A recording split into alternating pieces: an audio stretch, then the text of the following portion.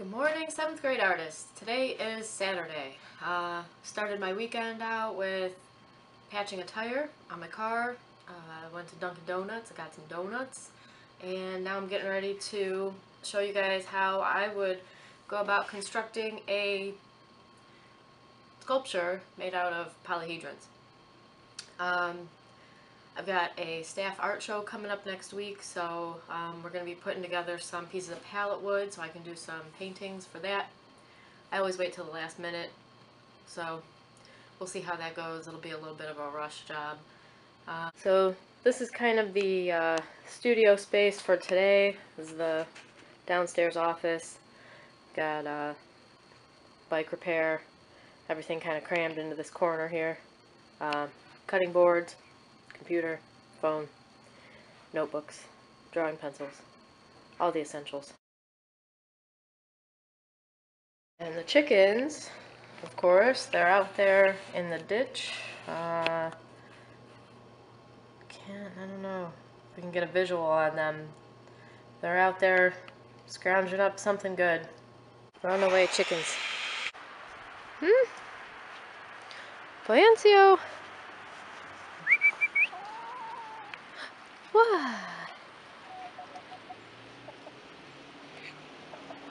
What are you working on? Ninja Warrior stuff. So, Ninja Warrior stuff. We're going to be putting some monkey bars in the ceiling of the basement. So you can go from one wall all the way over, grab onto this hangboard, climb across this wall, go around the other side and back, and then drop down. This is the home gym. We got the deadlifting platform, slam balls, medicine balls, battle ropes, power rack, and the boxing area for all of your home MMA and boxing needs. Speed bag, punching bags. A true ninja can do pull-ups off of these things. How do I video? It's already up. I'm just gonna edit it anyway. Okay.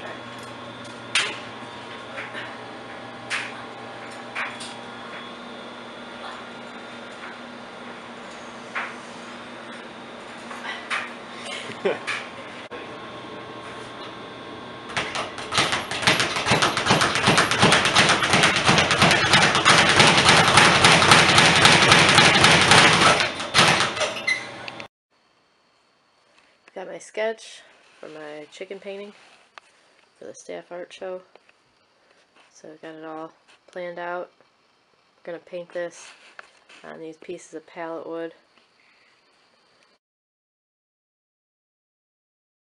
The first thing that you're going to need are your shape templates. I have conveniently printed some of those out for you. There are 3 different size triangles, pentagons, and squares. I'm just going to trace mine from the interwebs because I don't have any printed out. So I'm going to start with the equilateral triangle, which makes what type of polyhedron?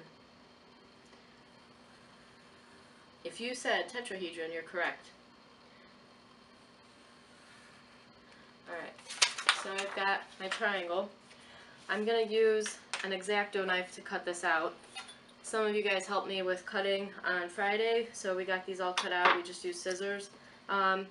Since I'm doing this, I'll show you some safety tips. One thing you want to do is use a ruler when you're cutting with an X-Acto knife. This will help protect your hand and also make sure that your lines are straight. You'll want to do the same technique when you cut on the cardboard, and I'll show that to you in just a minute. So here's my triangle. I have my cutting board in place. I'm going to line up the ruler on this edge, holding my fingers in 2 places. My thumb is here, my fingers are here. I'm pressing down tight. I'm going to take the X-Acto knife and line it up at the top, and I'm going to keep the blade pressed against the edge of the ruler. I'm going to go slow. I'm going to press hard and straight down. And there's one edge. I'm going to rotate the triangle, line up the ruler, I'm going to go from top to bottom. Keep the blade tight against the edge of the ruler. Press straight down. If you don't use a ruler, not only can you not make a straight line, you're going to risk cutting your fingers. I can tell you that if you follow these safety steps, you won't cut yourself. In my experience, I've never had this issue. I'm going to cut the third and final edge of my equilateral triangle.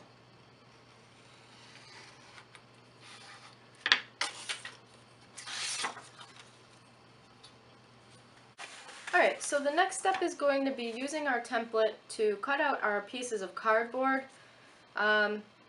This template, the first thing I want to do is trace it onto the cardboard where I'm going to be cutting it out. You can use a Sharpie or a pencil for this. It's really important to conserve on the material, so we're going to make sure that we put the shape as close to the edge as possible. That way we have enough cardboard so that everybody can finish their project. You don't need to worry about imperfections on the cardboard. You're not going to lose points for a bend in the cardboard, and it's still a perfectly good piece that you can use. Okay, so we want to be resourceful. I'm going to trace this using pencil for now. I'm going to line it up right on the edge of the cardboard here. Then I don't even have to make a cut. So I'm going to line up my triangle and put a nice dark line where I'm going to make the cuts. Now somebody else can use this template. I'll put that aside. When I'm ready to make my cut with the X-Acto knife, keep in mind, when you're not using the X-Acto knife, keep the cap on it. When you're going to use it, take the cap off and store it at the top like this so you don't lose it. You're going to take your ruler, line it up with the edge of your mark. You can cut right on your mark that you made. I'm going to place my thumb and my fingers like this, and then I'm going to stand up and I'm going to cut through the top layer of the cardboard first, keeping the blade straight up and down, and then I'm going to make another pass. You're going to keep making passes until you cut through the cardboard. You don't want to jam this in here really hard and try to cut through the whole thing at once. It's going to be a lot easier and safer if you cut through one layer at a time until you feel the cutting board touching the blade through the cardboard. So we could see, have I made it through? Not quite. This is some double layered cardboard here, so I'm going to have to make another pass. And I think I'm pretty much there. You should see it start to open up. There we go. Alright. Remember, it's a lot easier to cut through a piece of paper than it is a slab of cardboard. So please, no one should be running around the room while we're making these cuts. One person at a time is using an X-Acto knife and a cutting board at your table. When that person's done, the next person can take their turn. Okay? So one X-Acto knife, one cutting board per table, cutting out shapes. That's all we're doing at first. Once you have enough pieces cut out to make your polyhedron, then you're going to go to the hot glue station. So first, let me go ahead and finish up cutting out this equilateral triangle. Notice my hand placement. I'm using a ruler to cut along the edge. Rulers should not be used to drum on the tables or have sword fights. Okay, if any of that's going on, you guys will not be making your shapes, and therefore you can't make your sculpture. So please, the rulers are just as a guideline for helping you make these cuts. So remember, I'm going to stand up, I'm going to press straight down and just cut through the top layer of the cardboard and make one pass. I'm going to start back up at the top and pull the X-Acto knife a little bit deeper through the cardboard. You also want to make sure you're not cutting straight into your body, like in this direction. So I'm cutting away from me so that if I slip with the blade, it won't go into my body, it will go off to the side. So here we go. Maybe a couple more passes, and I'm starting to feel the cutting board through the triangle. I'm going to put this cap back on now that I'm done. And here we go. I have a cardboard triangle. I need how many more of these to make a tetrahedron? That's right, 4. So 4 of these, and then we'll be ready to hot glue this. When you're ready to cut out another shape, take your template of the same size, line it up on your cardboard, trace it with a pencil or a Sharpie. You can use the ruler if you find that it'll help you make more of a straight edge here.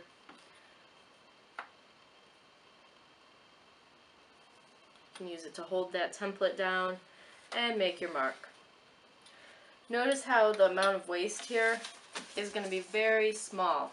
Alright, so you want to keep placing these in almost in as much of a tessellating pattern as you can. So I have my outline, I need my X-Acto knife, ruler,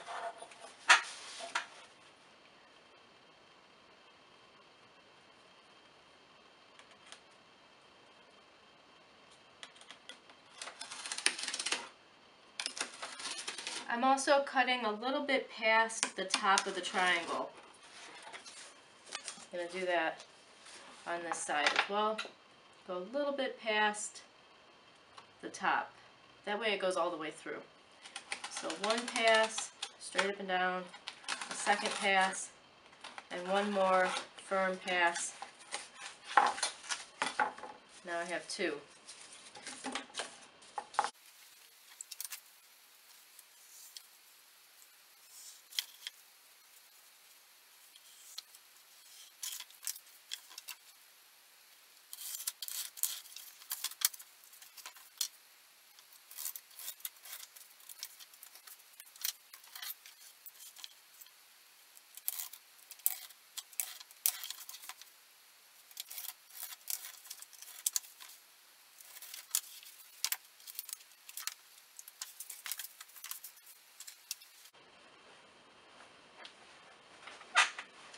Now that I have my 4 equilateral triangles, this is where you and somebody at your table can work together. If you notice, I'm going to kind of test this out, make sure everything fits as it's supposed to. I'm going to put this rough face inside here. Unless you like that texture and you want to use it as part of your sculpture, that's fine with me. You're going to get everything lined up. If you notice something isn't quite lining up how you want it to, I think this edge is a little bit wide, I'm going to trim that.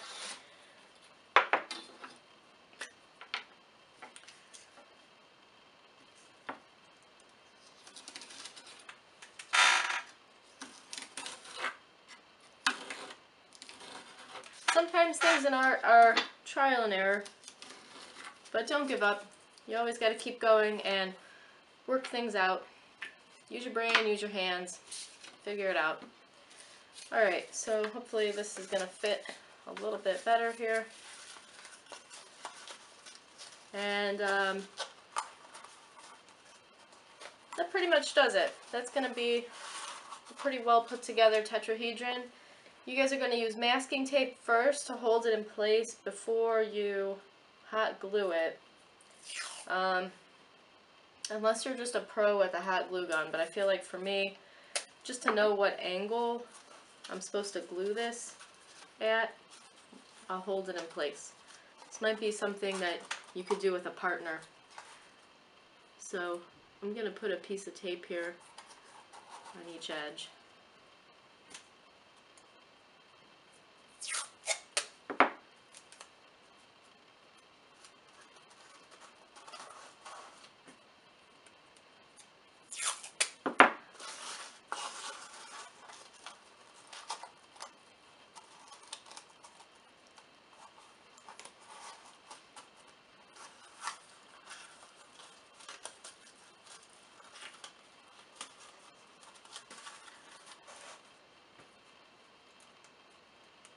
So I've got 3 more.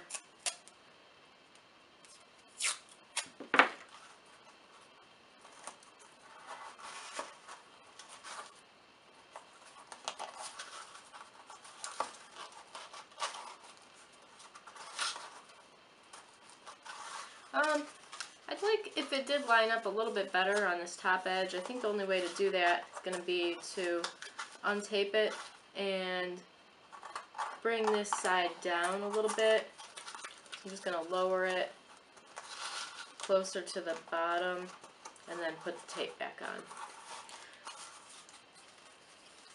So, I was looking for a screwdriver because my chair is broken, and inside of my jar of utensils I just found the smallest pencil in the world. I also found this in there.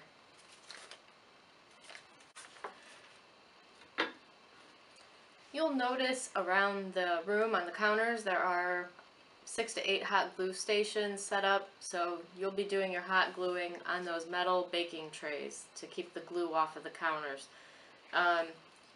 Maybe one person, 1 to 2 people per table can go up at a time. When you're ready to glue your shapes, make sure your glue is loaded in the back of the glue gun like this. The whole tip here, this metal tip, is going to be very hot. Make sure you don't touch it. If you do accidentally get glue on your fingers, it is not life-threatening. Just go to the sink, run your fingers under some cold water, and the glue should come right off. The worst that could happen if you were to have prolonged contact with this is you might get some small blisters. So I'm going to go ahead and put it's just like welding or soldering. You're just going to put a bead or a line of glue down the edge. I'm going to leave the tape on there too, just for extra measure. So I'm going to go ahead and glue each edge, just putting a thin line of glue down this edge and making sure that it's lined up like this. So, and my fingers are already sticking together. I have trails of glue. Yeah, I just stuck my finger in that one, so it just rolls right off. Try to throw it in the trash can if you do end up with these little stalactites of glue on your hands. Alright, I got a couple more edges to go. I'm going to squeeze it nice and tight. Fill the glue into the crack. I'm getting a little bit low on glue. You have a few refills at your stations. Go ahead and put the next one in like this. Give it a little push and squeeze the gun, and this little hand will just grab it and push it in for you. So hold this tight and put the glue in the crack between the two shapes. And I got one more side to go.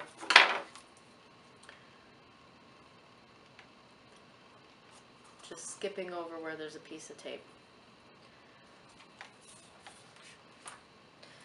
And there we go. It's all one piece. You can pull all these little strings off and just toss them in the trash. At this point, you could take the tape off. We're going to be painting over it with acrylic if you don't want that showing. These are not going to be like a pristine bronze cast sculpture. These are kind of a rough material, a little bit rugged, so I'm not going to have a lot of pristine edges and surfaces, which is okay. That's not the point. The point is to work together as a team, build as many polyhedra as you can, maybe 5 to 6, and then figure out how you're going to arrange these into one big sculpture. For a variety, I'm going to try making a couple larger tetrahedron.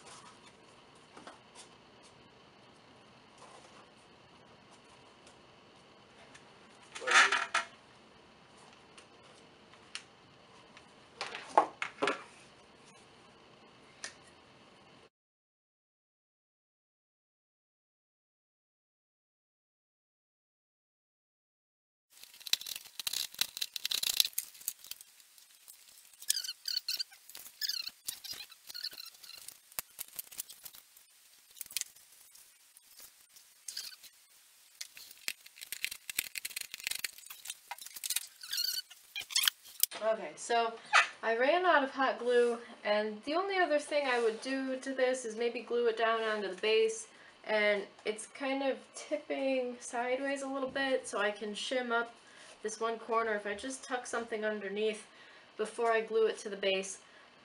You don't have to have a base. I'm just going to have one for demonstration purposes. I also wanted to point out to you guys, save some of your cardboard scraps. You can use these to add some interesting features to your sculpture. So think about how you can add some two-dimensional shapes to your 3D pieces to make it more interesting and exciting. You definitely are going to want to add some 2D shapes. You might not even have to cut these out. They might just be your leftovers and they'll be ready to go. So you can do some really neat things with that. And they're going to be a little bit easier to work with. They're a lot lighter.